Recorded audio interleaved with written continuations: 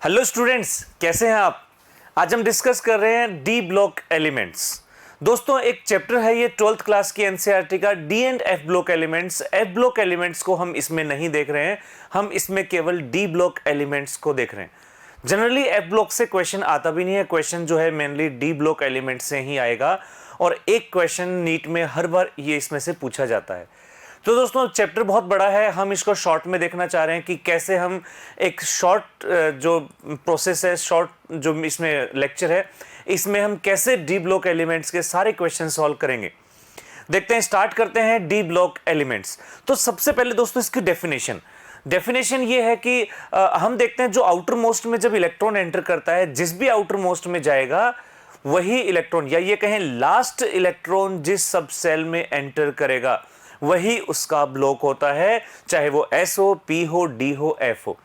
तो यहां D block है, इसका मतलब लास्ट इलेक्ट्रॉन एंटर करेगा डी सब सेल में, इसी को हम कहेंगे डी ब्लॉक एलिमेंट। और अगर इसमें जो लास्ट इलेक्ट्रॉन जिस एटम, जिस ऑर्बिटल में या जिस सब सेल में एंटर कर रहा है, अगर उसमें हमें अनपेयर्ड इलेक्ट्रॉन या ये कहें हाफ फिल्ड या पार्शियल फिल्ड, अगर हमें डी और सबसेल मिलता है तो इसको हम ट्रांजिशन एलिमेंट्स भी कह सकते हैं, चाहे वो इसके ऑक्सीडेशन स्टेट में हो चाहे नॉर्मल स्टेट में हो। तो यहां पर देखते हैं सबसे पहले डी ब्लॉक एलिमेंट और सबसे पहले इसका इलेक्ट्रॉनिक कॉन्फ़िगरेशन। यहां पर हम देखें डी ब्लॉक एलिमेंट्स का जो इलेक्ट्रॉनिक कॉन्फ़िगरेशन है ये है n-1 d1 to 10 and ns1 to 2। यहां n है आउटर मोस्ट सेल, n-1 है इनर सेल। तो यहां पर इलेक्ट्रॉन जो है इस तरह से फिल होते हैं। अगर इसके ऑक्सीडेशन स्टेट देखें तो मोस्ट कॉमन ऑक्सीडेशन स्टेट +2 होती है, वैसे ऑक्सीडेशन स्टेट वेरिएबल होती है, इसमें वेरिएबल ऑक्सीडेशन स्टेट होती है डी ब्लॉक एलिमेंट्स की, और ये +1 से लेकर मैक्सिमम +7 +8 तक चली जाती है। +8 तक भी जाती है, ऑस्मियम में +8 होती है, और +1 भी होती है जैसे कॉपर +1। देखते हैं नेक्स्ट इसके बाद में। तो इसमें हम कहेंगे कि अनपेयर्ड इलेक्ट्रॉन प्रेजेंट हो सकते हैं, और अनपेयर्ड इलेक्ट्रॉन अगर किसी में होते हैं तो वो कलर्ड होते हैं और पैरामैग्नेटिक होते हैं। तो यहां पर हम देखें the colour in D block elements is due to D excitation यानी अनपेयर्ड इलेक्ट्रॉन जो होंगे, डी ट्रांजिशन जिसको हम नाम देंगे। और इसमें एफ ब्लॉक एलिमेंट्स की बात करें तो यहां पर एफ ऑर्बिटल्स जो होंगे, एफ सबसेल, उसमें अनपेयर्ड इलेक्ट्रॉन होंगे, एफ ट्रांजिशन नाम देंगे इनको हम।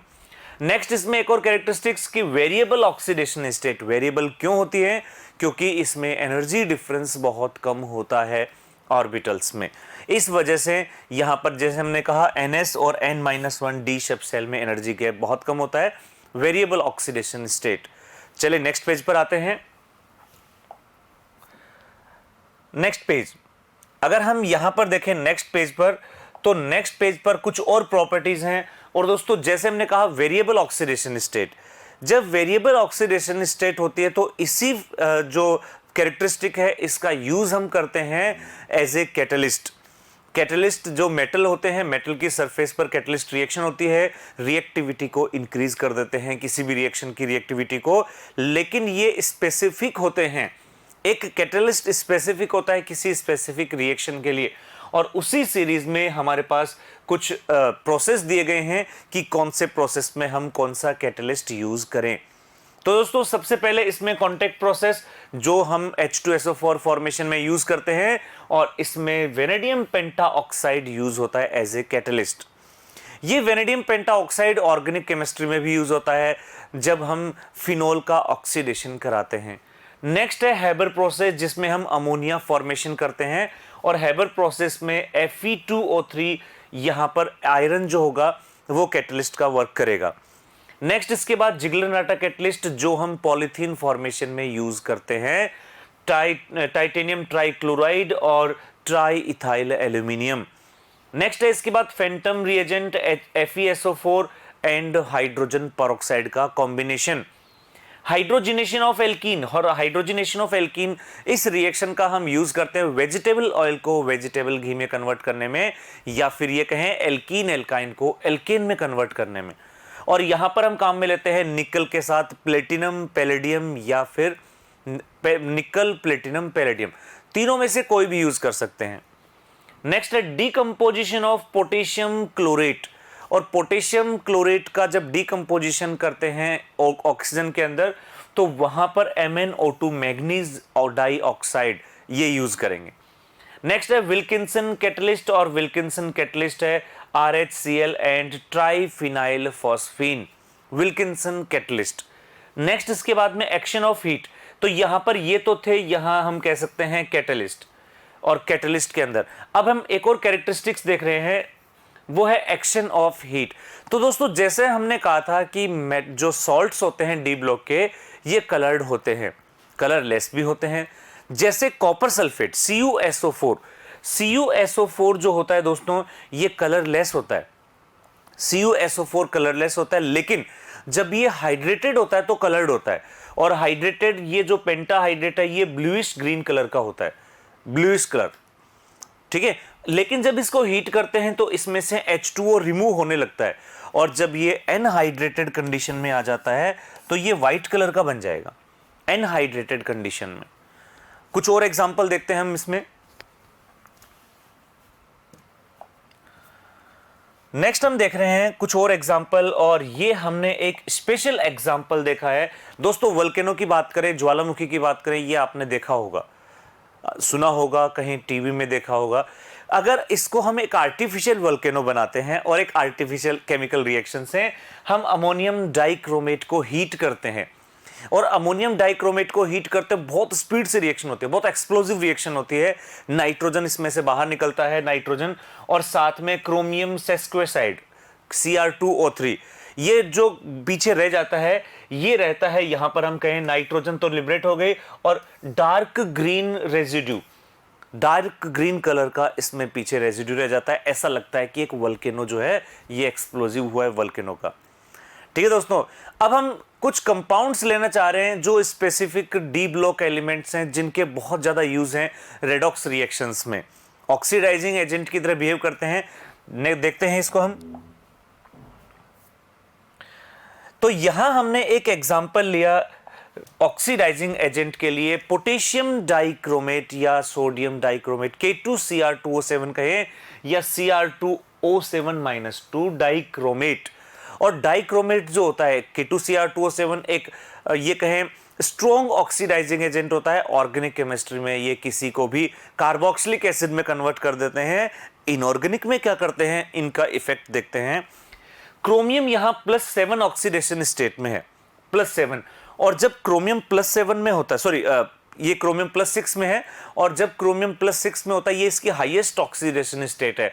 और कोई भी एटम जब अपनी हाईएस्ट ऑक्सीडेशन स्टेट में होता है तो वो केवल रिड्यूस हो सकता है, यानी खुद रिड्यूस होगा तो दूसरे का केवल ऑक्सीडेशन करेगा, ओनली ऑक्सीडेशन करेगा वो।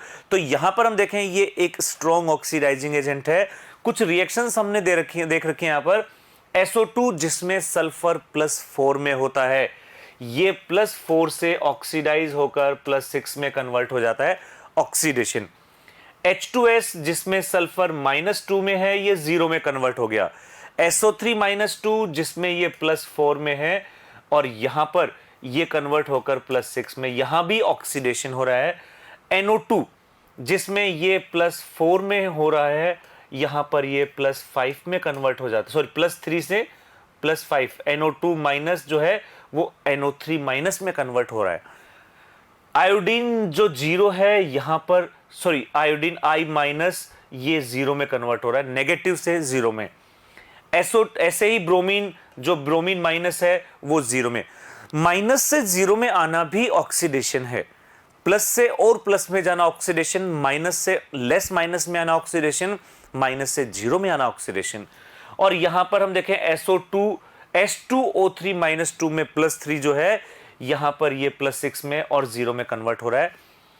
इथाइल अल्कोहल का ऑक्सीडेशन कार्बोक्सिलिक एसिड में होना, ये भी ऑक्सीडेशन हो रहा है, SN+2 +4 में, Fe+2 +3 में। तो डाइक्रोमेट जो है इन सब का ऑक्सीडेशन कर देता है और खुद रिड्यूस हो जाता है +3 में। और ये येलो ऑरेंज कलर से ये ग्रीन कलर में कन्वर्ट हो जाता है। इसको हम डाइक्रोमेट टेस्ट भी बोलते हैं, जिसका ये ऑक्सीडेशन करता है। जब ये खुद ऑक्सीडेशन करेगा तो खुद रिड्यूस होगा, और इसको हम कहेंगे डाइक्रोमेट टेस्ट। और दोस्तों अगर हम इस डाइक्रोमेट को हम एसिडिक मीडियम में यूज करते हैं, क्योंकि एसिडिक मीडियम में ही डाइक्रोमेट रहता है, अगर हमने बेसिक मीडियम मिला दिया तो यहां पर ये क्रोमेट में कन्वर्ट हो जाएगा, क्रोमेट में कन्वर्ट हो जाएगा जो येलो कलर का होगा। ठीक है दोस्तों, इसके अलावा हम देखें, यही हम यहां पर देख रहे हैं कि एक और ऑक्सीडेशन देख रहे हैं H2O2। H2O2 के साथ जब इसकी रिएक्शन हम कराते हैं तो यहां CrO5, जिसको याद करो, जिसका हमने बटरफ्लाई स्ट्रक्चर देखा है, CrO5 कुछ इस तरह से कन्वर्ट हो जाएगा, जिसमें पेरोक्साइड लिंकेज होती है। ये है बटरफ्लाई स्ट्रक्चर CrO5। ये कब बनता है? जब हम एसिडिक K2Cr2O7 या एसिडिक Cr2O7-2 को पेरोक्साइड के साथ रिएक्शन कराएं। दोनों ही कंडीशन में ये +6 में ही रहेगा।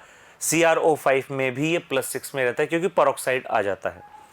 ऐसे ही डाइक्रोमेट जो होता है, डाइक्रोमेट की अगर हम स्ट्रक्चर यहीं पर देखें तो डाइक्रोमेट की जो स्ट्रक्चर होती है, इसमें एक क्रोमियम कॉमन होता है और इसमें रेजोनेंस बन जाता है, रेजोनेंस। तो यहां पर हम देख रहे हैं K2Cr2O7, O7 होने चाहिए यहां पर, इस तरह से ये स्ट्रक्चर है जिसमें ये डाइक्रोमेट की स्ट्रक्चर है। रेजोनेंस की वजह से जितने भी क्रोमियम ऑक्सीजन बॉन्ड है वो सारे इक्वल हो जाते हैं रेजोनेंस की वजह से।